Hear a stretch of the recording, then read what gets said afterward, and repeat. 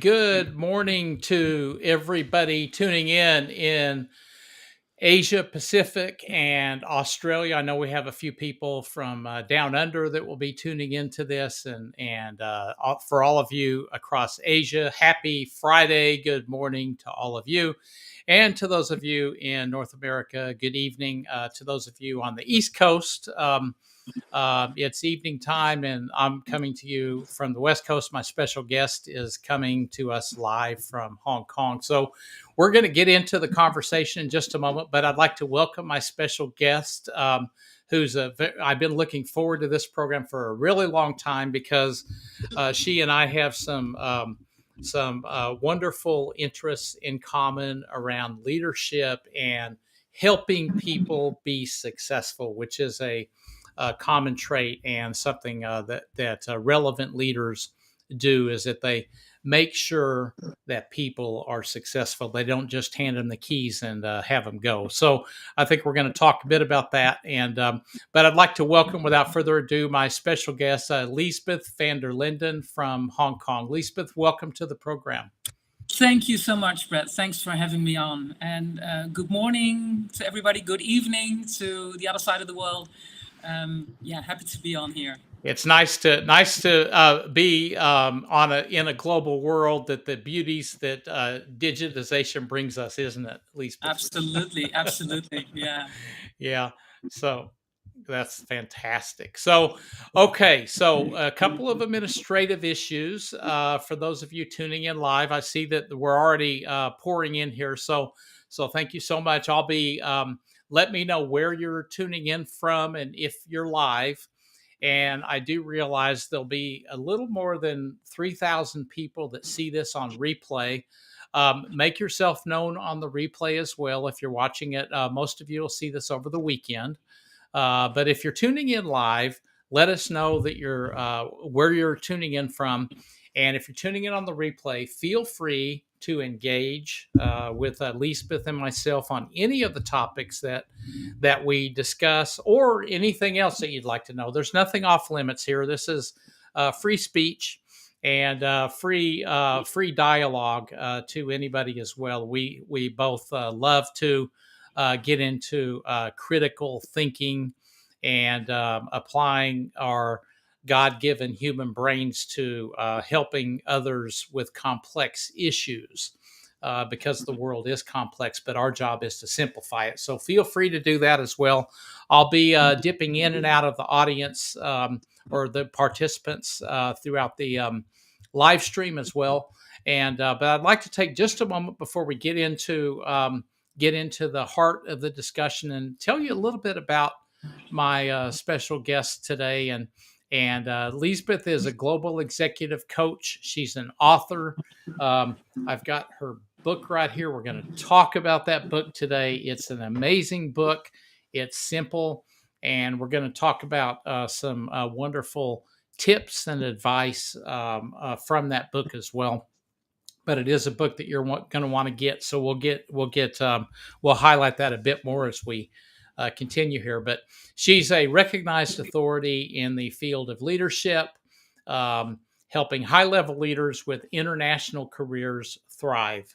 And, having been a senior executive myself, living in, I don't know, half a dozen plus countries, but serving across 30 countries, the benefits of knowing somebody like Liesbeth are tremendous. So please do connect with her even beyond this program, because she has some amazing knowledge and is an expert at helping people get settled in and up and running so they can be relevant in their leadership as well.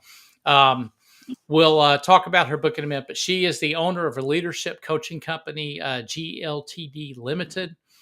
She's worked with leaders at multinational corporations, including the Coca-Cola Company, PricewaterhouseCoopers, Danone, the Bottling Investment Group, Van der Lande, and Oliver Wyman, just to name a few. She's, again, widely connected, has an extensive network, and has seen a lot of things happen on the landscape. And that's really where this platform And discussions like this can be of value to those of you investing an hour with us. It is an investment of your time and I realize that you could be doing something else now, but yet you're here. And that's great. So our commitment to you is to give you something that you can actually take away and use as well. Liesbeth has also worked in Germany, conducting leadership and management training with clients, including Nokia and CSL Behring. She's also been a business consultant in the Netherlands and has led process improvement teams with multinational corporations, NXP and ASML. And initially, she started her career in sales and marketing for American companies such as Armstrong Building Products, McDermott in the Netherlands and Germany. So a lot of experience there. And Liesbeth, did I miss anything relevant from your background there? I always realize, oh yeah, I did that too. But thank you very much for that introduction. Yeah, no, I think you nailed it.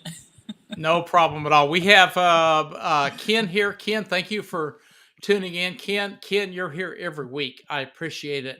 You're a regular here.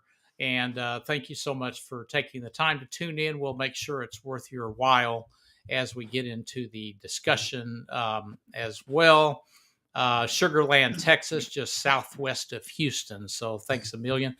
We have Rhonda here. Rhonda is also ironically from Texas. So the first two people that I'm giving a shout out here are both from Texas, and I love the work, Rhonda, that you do as well. And Rhonda just celebrated her 100th episode earlier today. Wow. Of the Coffee with Rhonda program. And Rhonda does extensive work, Liesbeth, in other countries as well, around culture, leadership, and an array of other topics as well. So I know the two of you will connect, and I know she's interested in what you have to say here. And we have Omar is here. Omar, good afternoon to you. Thank you so much for taking the time to tune in and again, tee up any questions, comments, dialogue that you'd like to do as we get into it.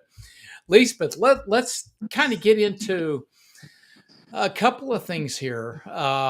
You know, it can be a bit tricky when you're talking international leadership roles, global leadership roles, whatever it is. I know it was tricky for me when I first started doing it, and then I became accustomed to it with experience. But it can be a bit tricky going into these things because you're dealing with different gaps in the different generations. You know, we've got the Gen Zs, which are going to soon become the largest part of the global workforce, and they're kind of entering the workforce. You got the millennials, and then you've got the Gen Xers and the baby boomers. I'm kind of on the borderline of both of those. So you've got a whole spectrum of people in today's global workforce. You've got the pandemic era economy, which changed a lot of things, as we all know.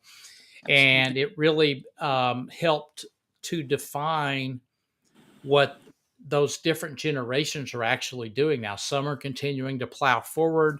Some have taken on to the sidelines because they got fed up with certain parts of the corporate culture. And that's created, there's been culture clashes, there's been conflict and that type of thing. Why don't we kind of kick this off by you sharing what leaders should think about as they navigate some of these tricky situations?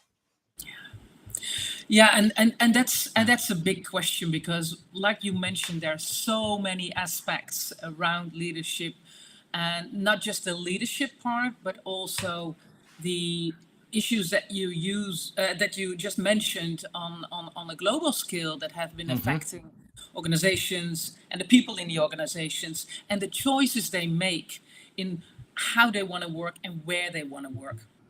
Right. So actually, I think leadership in itself is basically around the question how, I need to get results. I know I have a team that I need to help me achieve that. and how do I get them on board? Those are the three key leadership questions, I guess, Right. for every leader stepping into a new role. Now, the additional challenges that I work with leaders are around, okay, I'm stepping into not only a new role, but I'm stepping into a new role which is in a different country. So I have different cultural aspects. I need to lead virtually. So I don't Hmm. often see the people that I'm leading. And they're different generations, like you say. There's probably different languages. So how do I achieve what I need to achieve and deal with these additional challenges? Right. So, and probably a good place to start is to look at, okay, if we define leadership as, okay, I want to get results and I need my team to do that, then where I start with the framework Connect, Inspire, Grow is, okay, so how do I connect with my team first? Because Mm. everything else that follows in terms of, okay, how do I engage them? How do I get results? How do I motivate them? And how do I deal with all these different challenges of um, age differences and cultural differences is so much easier when you build a good connection with people, when you build a layer of trust with people. So Right. that's the very, very foundation. And what I see successful leaders do right from the start is they build a layer of trust. And with what I call, they create professional intimacy. And professional intimacy is basically the showing sincere interest in the human being behind the team member, the client, the peer, everybody else that you're going to be meeting in those first, initial, let's say, couple of months that you're new into a role or new into a company. Hmm. Hmm. So, and how do you build that professional intimacy is really to stay in listening mode initially and creating an atmosphere and conversations with people where people feel like, hey, this person is really, really interested in me as a person. This person is really wants to know me, finds it important what my views and opinions are. And if people experience that in a conversation with you, people are so much more likely to open up to you. So if you're in a leadership role and you're stepping into a new role and you need to get results quickly, you need to know what the issues are quickly. And Hmm. that professional intimacy will allow you to get to the core of what's going on in an organization, what's going on in teams, what the challenges are, much, much quicker. So what I advise or what I work with leaders is really, okay, what type of conversations are we having very at the very start that will allow you to build that trust. And that's basically initially in the first few conversations that you have with people is being in listening mode and really asking about, okay, what's your life been about so far? What are the choices that you've made? Why did you choose the career that you're in right now? What's Hmm. important for you? So really get to know not just the person or the role with what people have on the business card, but really what's beyond that. What's a little bit further, what's deeper than just their functional role. The second thing that I advise people to do is get to the core of what are their pain points and challenges. So what can you help them with? So you're there with your mission, but you want to know what their problems and pain points are so you can help them first. Because if you can help them first, then they're so much more likely to help you and get on board what you're trying to do. Mm. So, and the third part is the opportunity for you to share what your pain points, challenges, and mission is, so people and see what can you help me achieve in this role. So it's basically these three things that initially will help a conversation go a little bit deeper than, okay, this is what my idea is, and who are you, and so it creates that trust right from the start as a I think, foundation for yeah, whatever. I think you're right, and just, it's all about people and it's little about numbers, right? And I learned this philosophy actually 20 years into my career. I wish I had known it in year one. I wish I would have met somebody like you back in 1987 when I started, because it did take me 20 years to learn this concept that you're talking about, and that's really for those of you that are watching this. This is really where you can pick up gains, in some cases a couple of decades. If you're a young manager, just getting started out there with responsibility for people, this is where you can pick up something that can save you. In my case it was 2 decades, and that is that that if you're working for a profit business, you've got to wind up delivering the numbers, doing your job right as a manager. But once you can learn how to put people before profit, you'll generate much more higher sustainable profits instead of putting profit before the people, which in the United States right now, that is not every company, but the majority of companies, that is the root cause of what has driven things, something like the Great Resignation that you've heard of, where the profits before people concept has driven a lot of people right out to the sidelines where they're not dealing with it. But you take what Liesbeth just talked about, and that's a people before profits concept of asking questions when you first come in, with the goal of building trusted relationships, doing that listening, hearing what people, why are they here, what's their purpose, what's going on here, and then formulating your action plan on what you can do to help them perform at their potential and realize their dreams. And then it works both ways. Then it's a lot easier to then talk about what they can do for you, and that's kind of like a negotiation that takes place. But the point is, I think, Lisbeth, that you are raising here is that have that conversation. Don't just get into, talking about, okay, we got to deliver 100 million profit this performance period, to work through. You talk about this, these are humans, these are not robots, and people do have feelings, desires, frustrations, pain points, problems, etc. A lot of things there as well. And so I love the approach, and it works very well, and it fits right into the people before profits type Yes, of philosophy. Yep. Go and ahead. one Yep. example, one story that I've heard from somebody that I work with is, and that was an excellent example. It was a lady. She had to go into. She was a logistics executive, and she had to. Her mission was, she came new in the organization. Her mission was to cut costs, to make everything leaner. Mm-hmm. And that's very often in these expat contracts where people are sent on a mission and they have to deliver. The time frame is very short. These contracts are only like 2 or 3 years in general. So there's a lot of pressure on delivering fast, on getting results fast. And she said, well, I see actually creating trust and building relationship with people as a result as well. That's one of the results that I need to deliver in the first few weeks. Because if I get that result in, then everything else that I need to do down the line will become so much easier. And that's what she did, because she could have gone in and say, okay, we're going to cut costs here, we're going to cut costs there, this is how we're going to do it. And maybe it has worked, but probably she would have, got some resistance. But by really building the relationship first, like how can I help you first? What are your issues?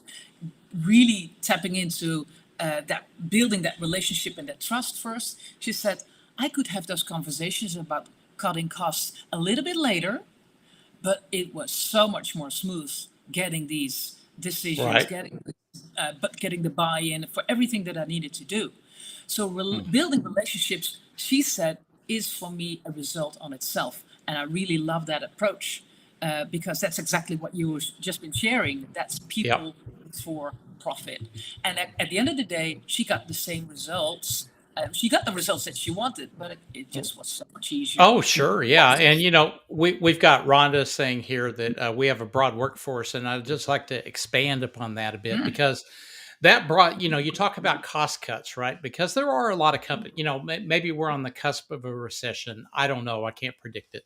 But if you watch the central bank's behavior, they seem to be quite concerned about that possibility with slowing down interest rate hikes to tame inflation. So I don't know what's going to happen, but the point is there's a lot of cost pressure right now, and the best way to cut cost, and I've had to cut, I don't know, but tens of millions, maybe a couple 100 million over the course of my career in cost, a lot of cost. The people, that broad workforce that Rhonda's talking about, they know where the redundant costs are. So if you can involve them, even in cost cutting, they know where to find the money. Now, that may involve their position, and because at some point, people cost is a high cost component, but um, they can help you design a program to use absorptive capacity to enable those cost cuts and still grow your revenue stream. So, because they're the ones doing the work, that broad workforce that Rhonda's talking about, they understand the work that is required to be done. They understand the customer. They understand how the transactions are done, and the ridiculous policies that are often in place. So, there's so many different advantages to what you're talking about here, Liesbeth, as well.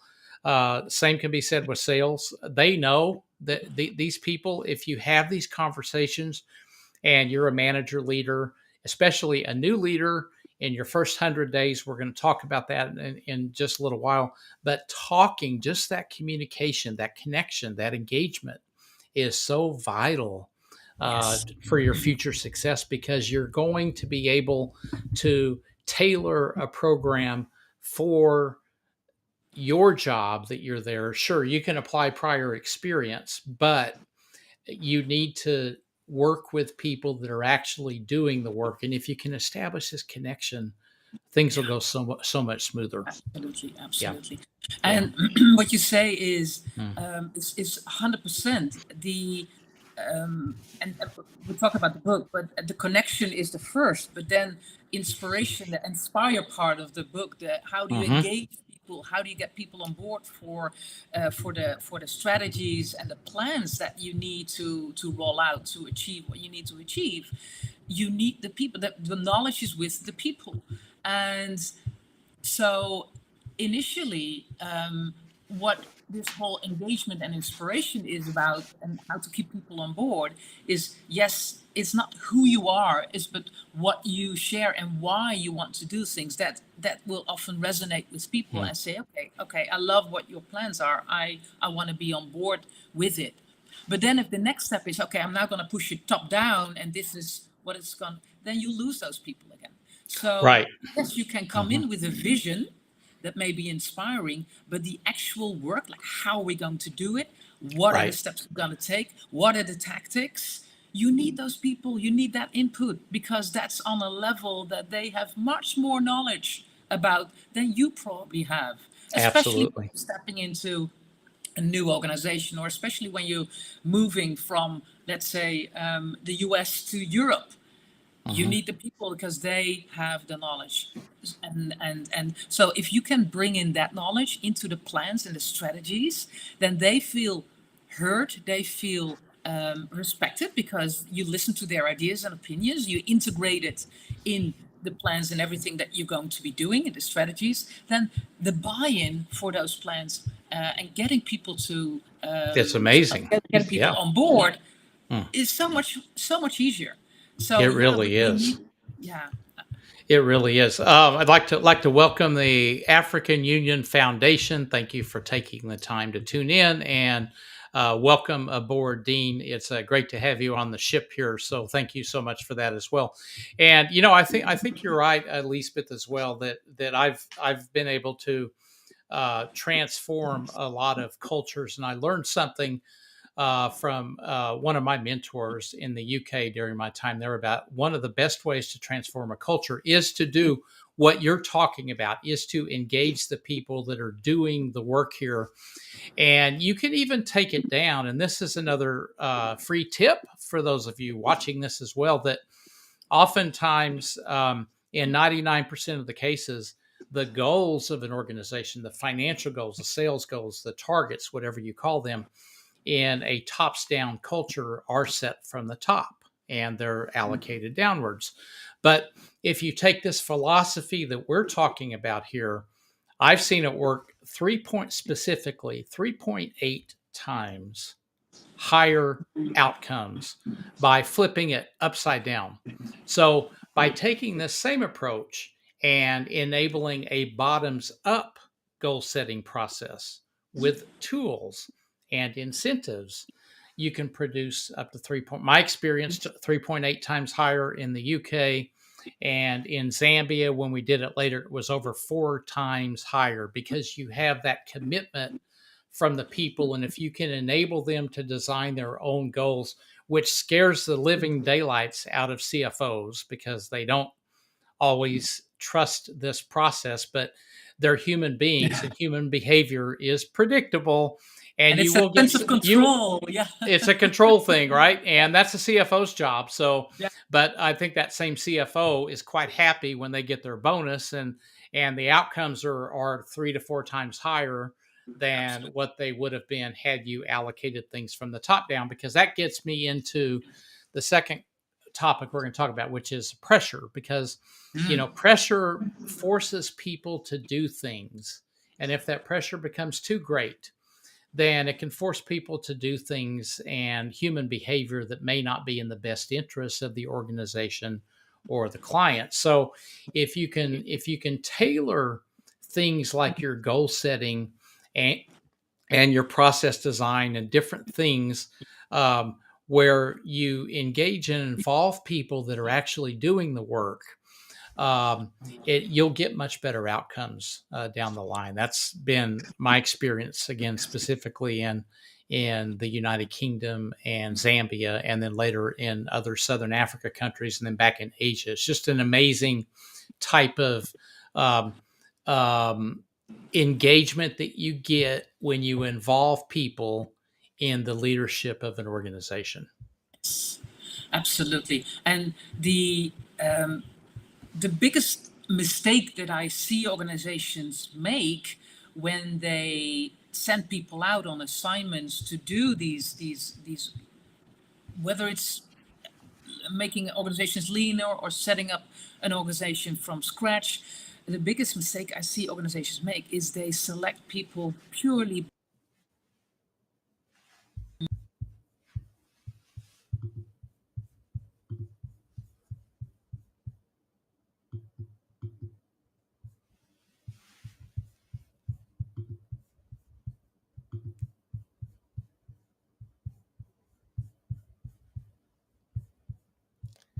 Liesbeth, can you hear me?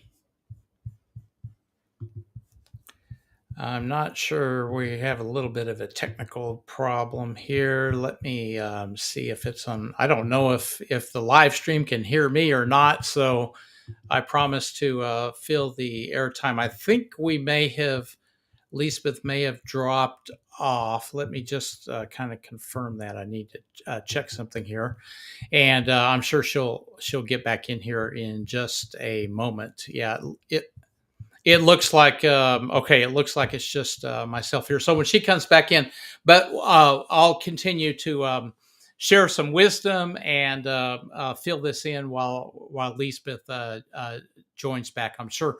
But I think the point here, I'd like to welcome Justine here. Justine was on my program last week. Justine, thank you so much for your kind words, and thank you again for last week. You are an amazing. I told you in front of the whole world last week, you are world class and top notch, and people really need to check out the wonderful work that you do. Padre, I guess I should say good morning. It's that you're in Ghana. Thank you for taking the time here as well. I am just honored to have a pure global network. Justine's from Australia. We had several people from the United States on here. We've got now 2 people from Africa. Padre, thank you for tuning in. It means a lot to me. I hope you're able to get some sleep right after this is over with. Thank you so much as well. For those of you that are watching live, until Liesbeth is able to get back on, I will receive her here when she tunes back in. But feel free to ask me anything that you would like, and I'll be happy to answer it. Otherwise, I'm just going to kind of continue talking here. Justine, thank you for your compliment. I really appreciate that. So let's see. So I was so we're talking about leadership and culture, and what to. I don't want to steal all of Liesbeth's thunder, but maybe I could talk a little bit more about culture. And I think that leaders today, managers today, do not, generally speaking, do not invest enough attention and focus on the philosophy on how I define leadership, which is basically to enable an environment where each person can perform at their potential. And that acknowledges the fact that each person's potential is different. Justine's potential is different than Brett's potential. And it doesn't mean that one's better than the other. It just means that we're different people. As humans, we're created differently. We have different aspirations. We have different missions, different things that motivate us. So a great leader is able to acknowledge those differences between Justine and Brett and to figure out, okay, this is what, maybe I should talk to Brett, maybe I should talk to Justine and figure out, okay, well, what's really driving them? And then we have Padre over here, and then we have Rhonda over here, we have Ken over here, and Dean over here. And, what can I do to better tailor the support program? Some people don't need as much support as other people. And some people want to be left alone. And, if they perform, hey, that's fine with me. If you ever worked on any of my teams in the past and you want to, one of the things that the most elite performers treasure the most is freedom. And so you perform, you're going to get that freedom. You perform higher, you're going to get more freedom. And there's going to be less directives on what you're required to deliver because you're optimizing your performance and bringing in so much for the client. So it's important. My message to all leaders is understand that all of your people are different and they all have different potential. And your job is to create an ecosystem where they can all flourish. Okay. Recognizing that will be at different levels as well. And that's really where you start to develop a winning advantage and you start to foster a culture that everybody contributes to. And it's one of these ecosystems that is constantly creating value, solving problems, and helping everybody achieve their dreams. And you're going to find that you will start to attract top talent coming in instead of having to go out there and find that talent as well. Liesbeth, can you hear me? Hello? Can you hear me, Liesbeth? Hello? Yes, I can hear you. Okay, you're back. You're Yes. back. Don't worry. I filled the void with a little self-talk to those tuning in around my philosophies. Sorry. I don't know what happens. I don't know. It happens with technology, but that's okay. The audience, I'm sure their hands are tired from writing down everything I just said. At least I hope. I hope everybody was taking the notes here. Liesbeth, why don't we get into? We talked about the connection. This is Liesbeth's book. Okay. There's some information in the comments on the announcement on this about the book as well. We'll talk about where you can get the book at the end of the program. But we talked about Connect, Liesbeth. We talked a little bit about inspiration. Then we had the technical problem and the grow. Let's talk, if you could share a little bit more of your perspective around the middle one, the inspire part of this. And then we'll talk about the growth part as well. And again, for those of you in the chat room, feel free to tee up any questions that you have. Otherwise, I assume you're busy writing down things that are going to save you years. So, Liesbeth, over to you with inspiration thoughts. And again, my apologies for Oh, dropping the that's line. I okay. don't know what happened. So I don't know what the last thing was that people picked up on before the line dropped.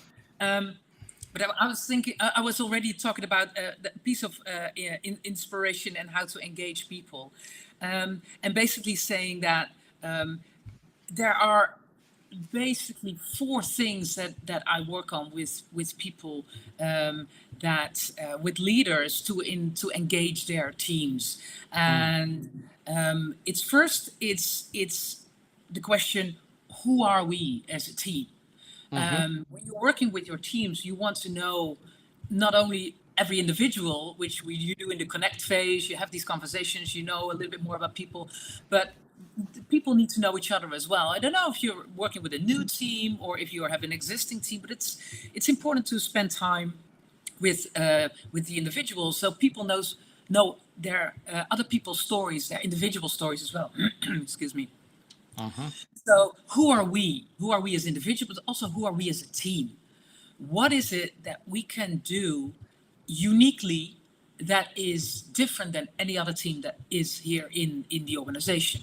What is it that we are experts on? So remember that often I work with people that are in having to lead mixed culture teams. So it's easy to say, well, okay, we've got a couple of Asians, we have some, and they all, work differently. But I want to move away from what's different. I want people to recreate a new culture in the team.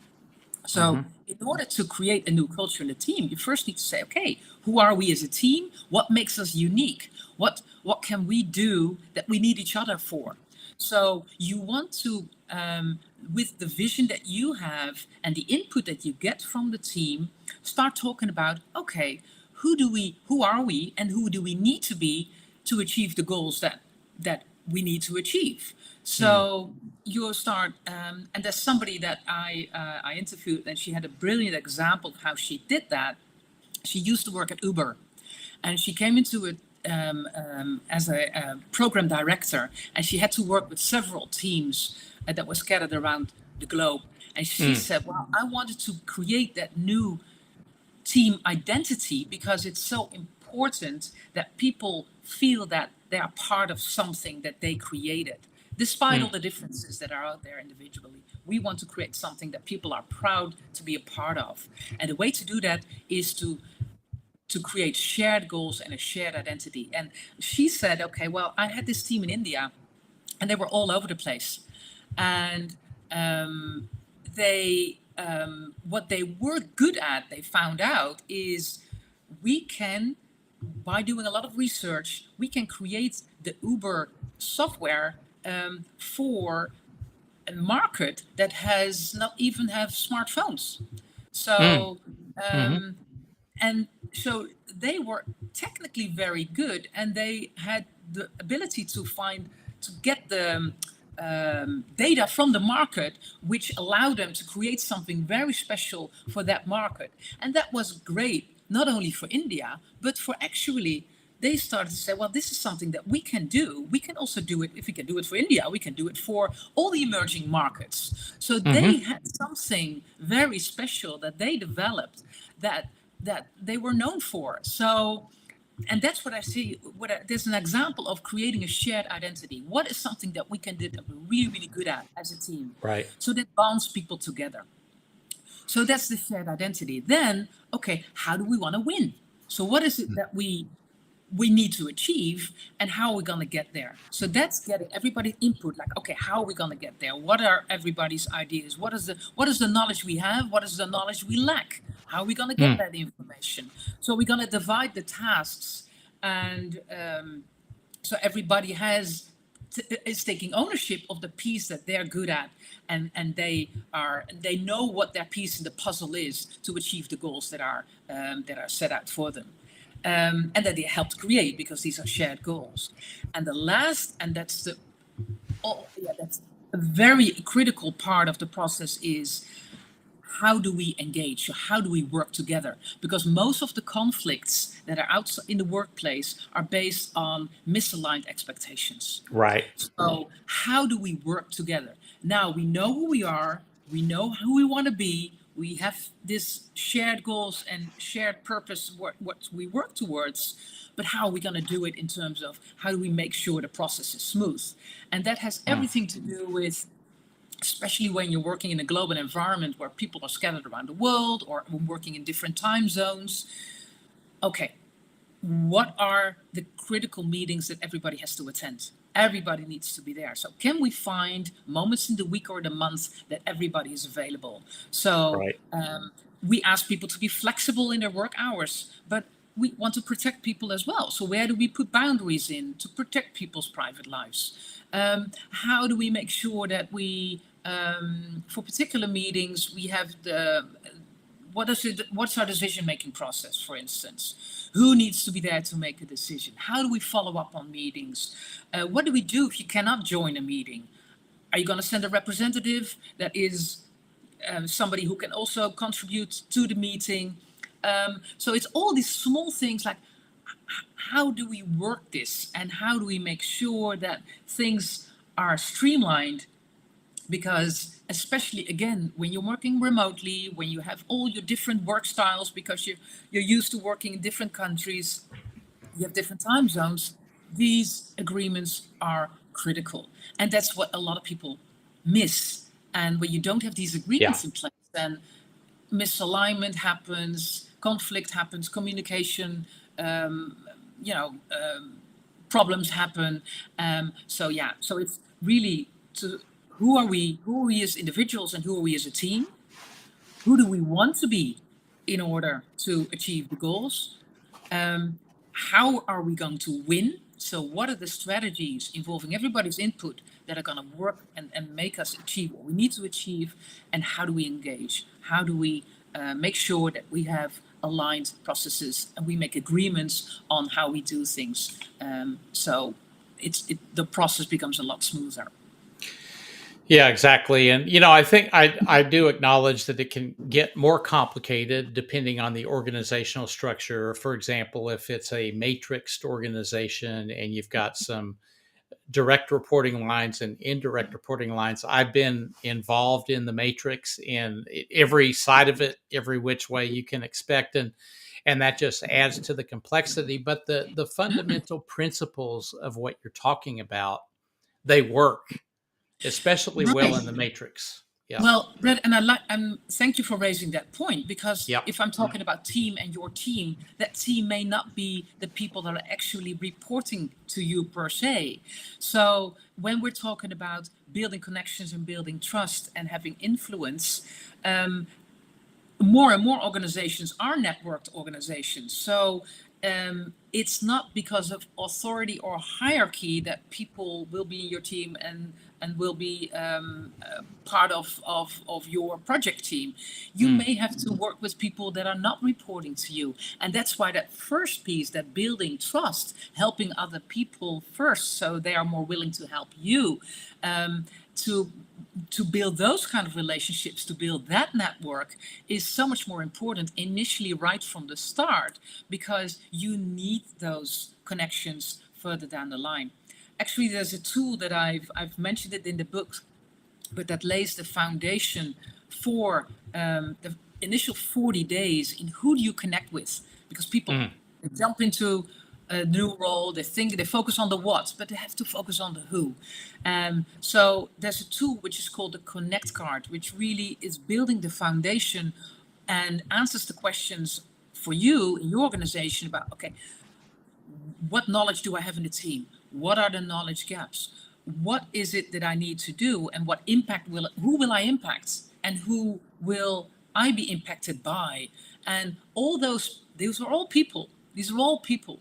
So to build that to focus on building that network in the first, let's say, 40 days is essential, to reach out to the right people so you have the knowledge and the people around you that can help you. And those are not necessarily just people in your team. They may be in Right. different organizations.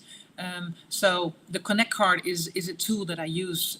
It's actually, it's a downloadable PDF on my website, but that is really it answers all the questions of how do I need to spend my first 40 days and who do I need to connect with? That's so important. It reminds me of a time that I had during my final assignment of my corporate career with an Australian New Zealand bank, and I was hired by an amazing leader, and she brought me in to meet for 15 minutes with the CEO of the company. And in that meeting, after the meet and greet and that type of thing, he said something to my boss and myself, but he was really talking to me.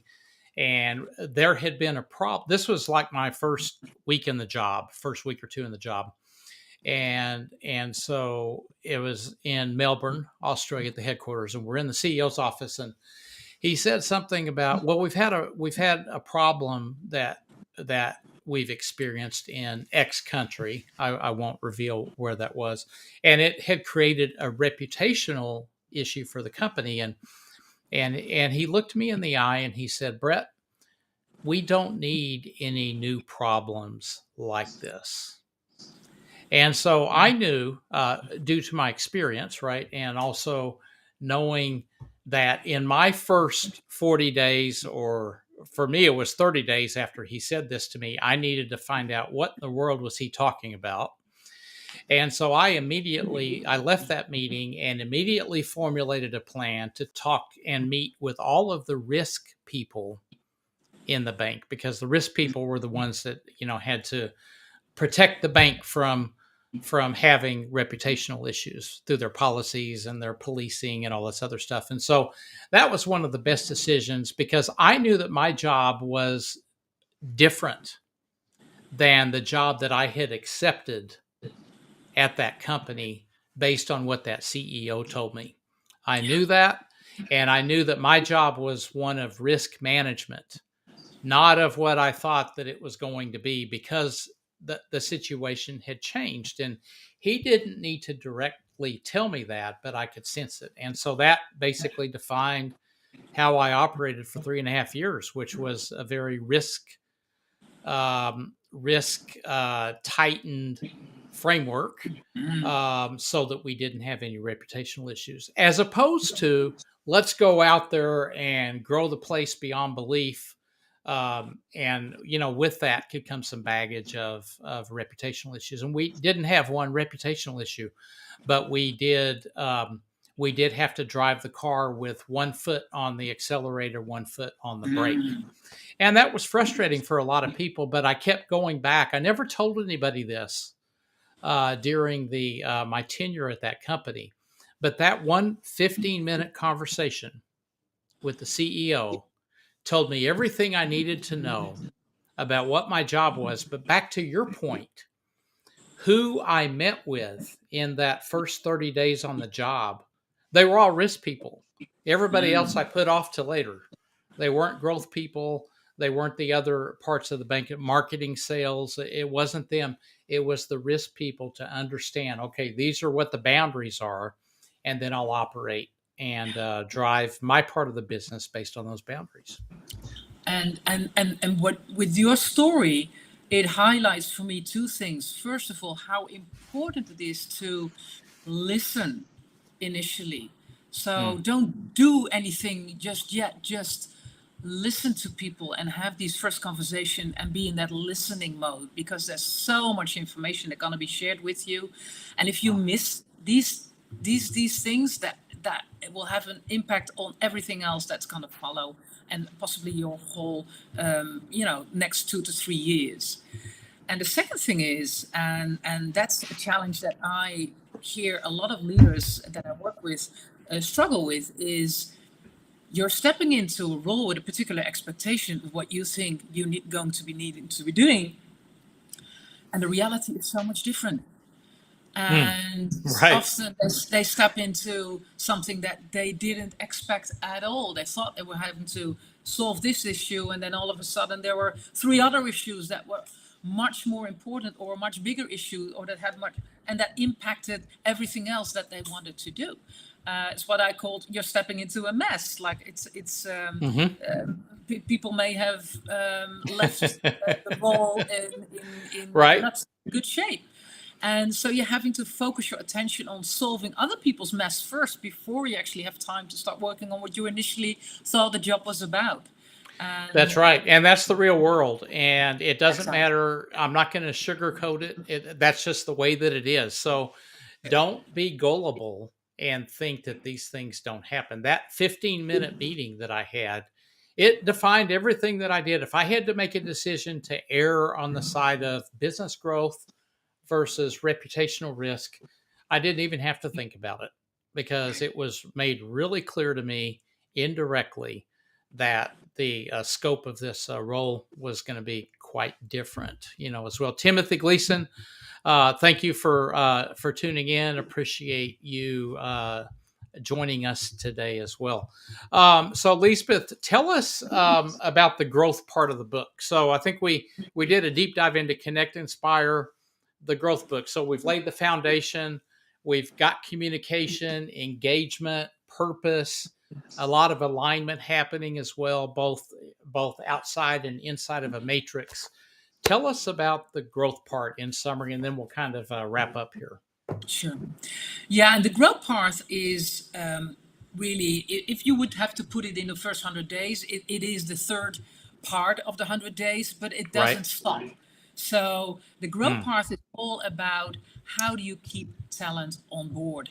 Because the worst thing that can happen is that you achieve your goals and you are doing a magnificent job in achieving what you're out there to achieve. You leave Mm. and everything Hmm. falls apart Right. because you need to create sustainable results. And that means that if you leave, you have to leave an organization or a team or a project output that is going to last longer than your actual presence there.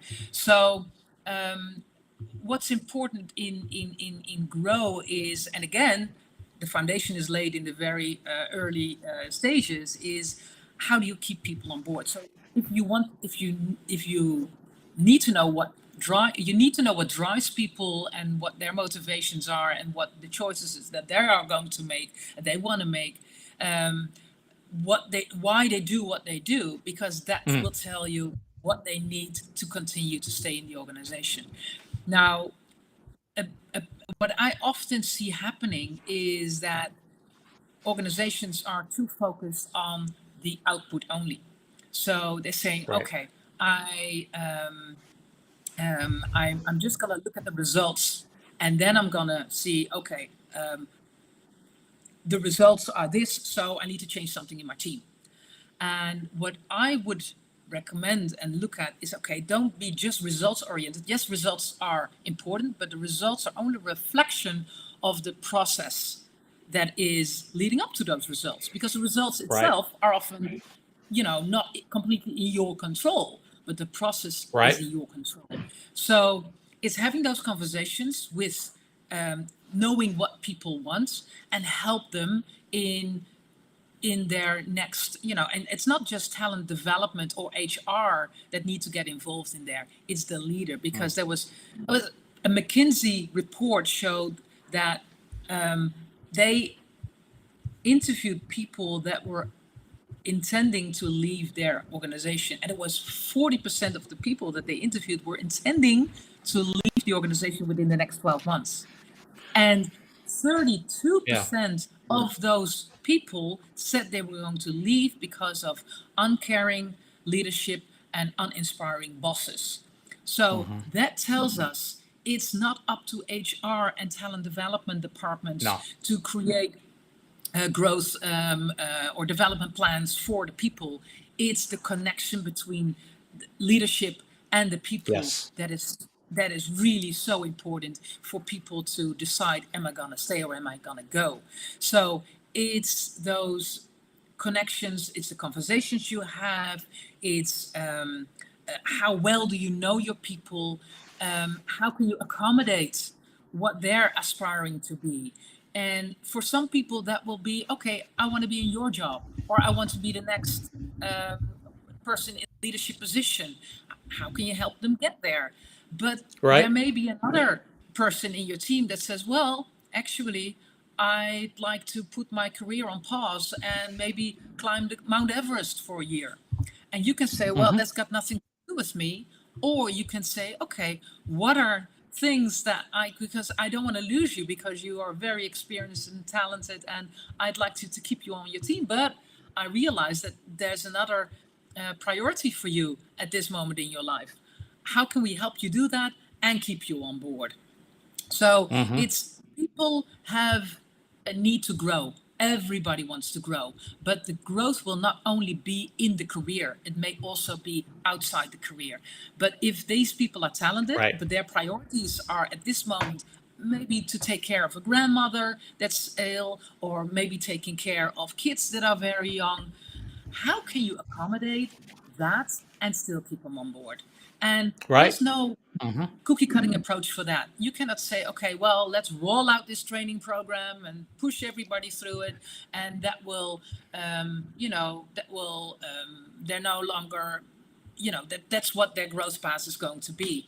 It will be individual conversations that are required to find out really what people need and what will make people hang on to your organization and be, Yeah. have that loyalty towards the team. Yeah, exactly. I agree. I couldn't agree more. Kim, thank you for tuning in to the program. Kim, thank you. It's great to have you here. I appreciate this as well. We have Liesbeth, a comment here from Padre, who's in Ghana. In our part of the world, there's nothing like the big boss having no connection with the little guys. So work, get paid, and leave. Others are amazing. So that, I mean, that's an example, Padre, of a boss that is a boss, not a leader, and Yeah. somebody wanting to squeeze people like a sponge. And we all know what happens when that sponge loses its water; it crumbles, and it's a toxic type of culture. So I can relate. I understand um, the situation, and I'm connected well to a lot of people in your part of the world, and there are some great leaders there, and there are some very poor leaders there as well. So I think that hopefully one of the benefits of this community right now on LinkedIn that we're talking about and providing some education is to up the game of everybody, so that we can change the world to make it a better place, especially in leadership and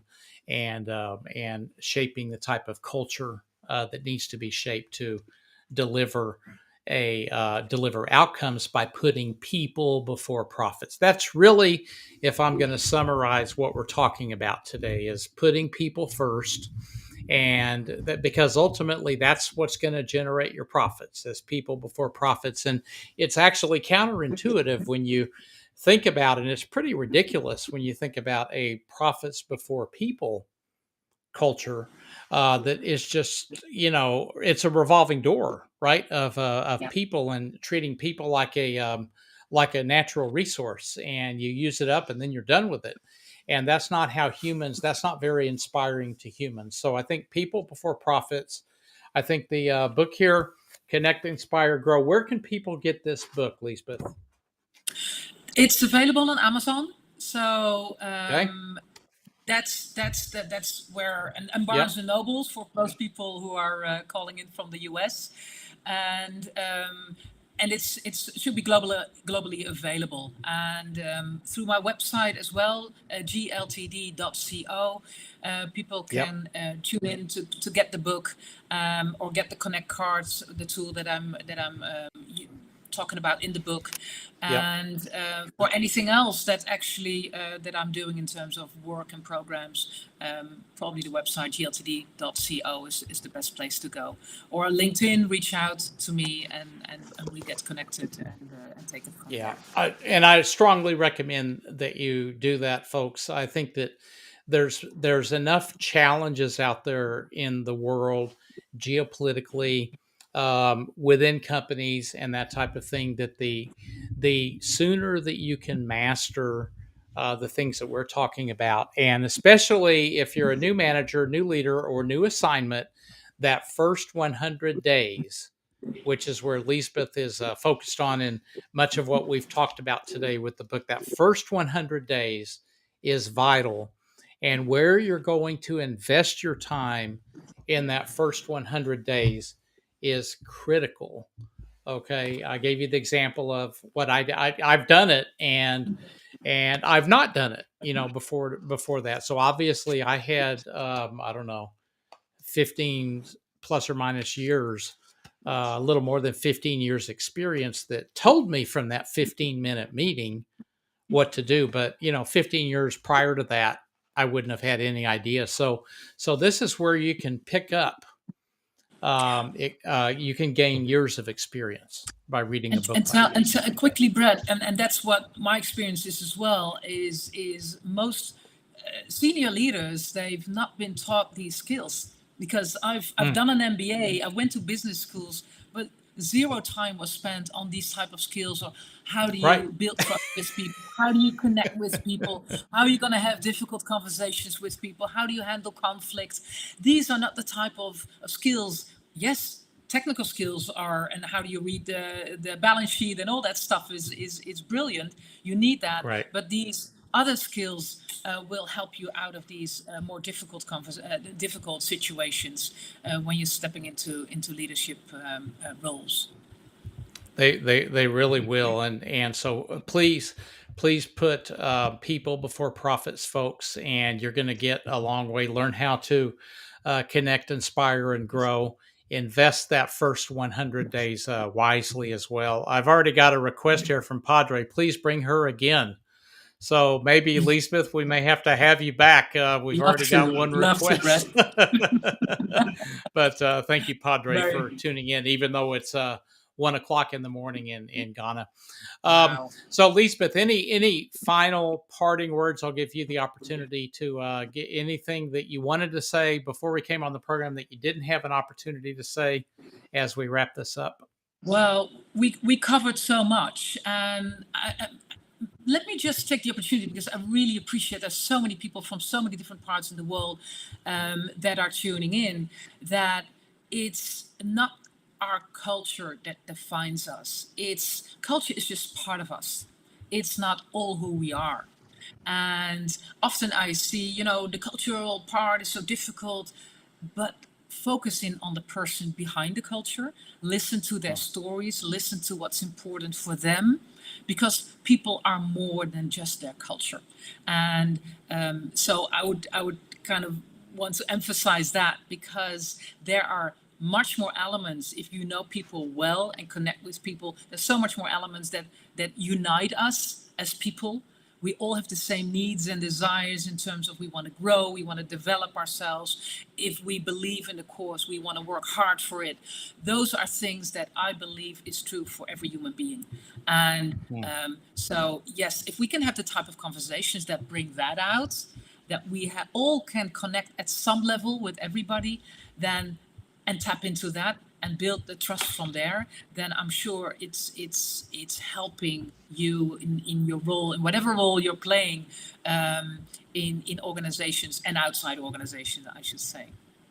Absolutely, I couldn't agree with you more. And there you have it, folks. Great blueprint. I love to use the word blueprint. A blueprint for success, especially in the first 100 days of your role as a leader, or a reassignment as a leader going into a new business where you're inheriting an existing team, you're building a new team. This stuff that Liesbeth is working, she's done her research. She has the experience at those big companies as well that we spoke about, in different parts of the world. She's a global citizen and understands these points very well. So put those people before profits. Invest that first 100 days wisely around connecting, inspiring, and growing. Get her book. All the details to back up what we've talked about are in this book. It's an easy read. It's simple. It's written purely from experience, and there's no theoretical, type of situations here. It's all real.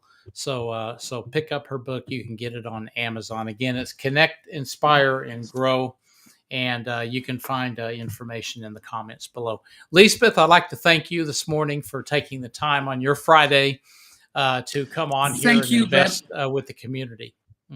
It's thank you, Brad. It's been a pleasure having this conversation as always with you. Yeah, Yes, and likewise. thank you everybody for tuning in. Yeah, and Yeah, have a wonderful definitely. weekend, everybody. We'll figure out a way to get you back on here at some point and Love to. talk about maybe go deeper on some of these topics or talk about others as well. So my network knows that I'm always listening to. I bring them what they want to hear about as well. So with that, folks, we're actually a little bit over time. So thank you for taking the time to tune in this morning and also this evening, depending on where you're at, and especially equally important to those of you that are watching this on the replay. Feel free to engage with us as well. There'll be a lot of you, and we'd love to hear your thoughts on it and field any questions that you might have as well. So with that, we'll say good day and good evening to all of you. Thank you.